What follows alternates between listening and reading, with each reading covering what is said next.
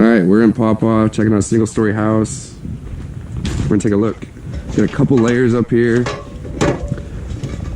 Right off the bat, we can see nice and thick. So it might be a starter profile, but we're gonna double check in a couple different spots. It's a T-drip, so that would tell us that it's one layer, but it definitely looks like it's up a couple times.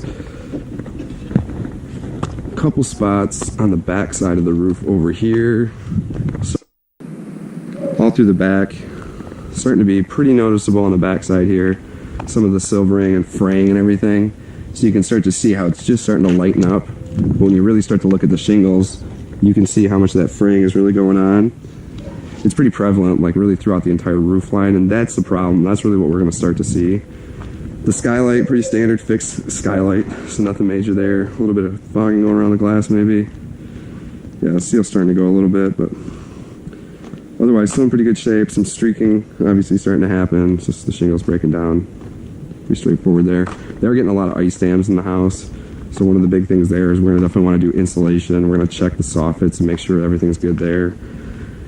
These antennas and everything are gonna come off. That's gonna be the main game plan.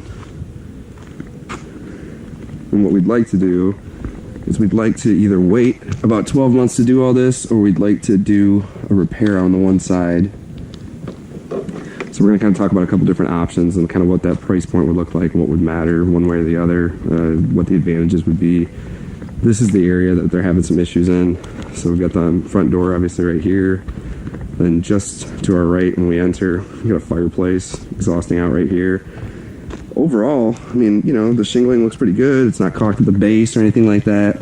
But I mean, you can see how much this metal is lifted, and then the shingle, I mean, you can see the nails are starting to come up.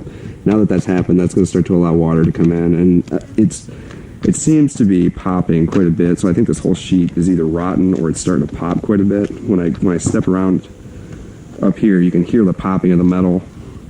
And like I said, I think that's flexing back and forth. Those poor dogs, they're going crazy. Otherwise, like I said, this north face of the house, it's still in pretty good shape. There is a couple spots where you're starting to see the shingles really start to break down and get frail. The big negative with this roof right now is you can see that the seal is pretty much gone in a lot of areas. It's holding down a little bit, but it's starting to go. So as these start to get more brittle, they're going to start blowing off here in the next year or two.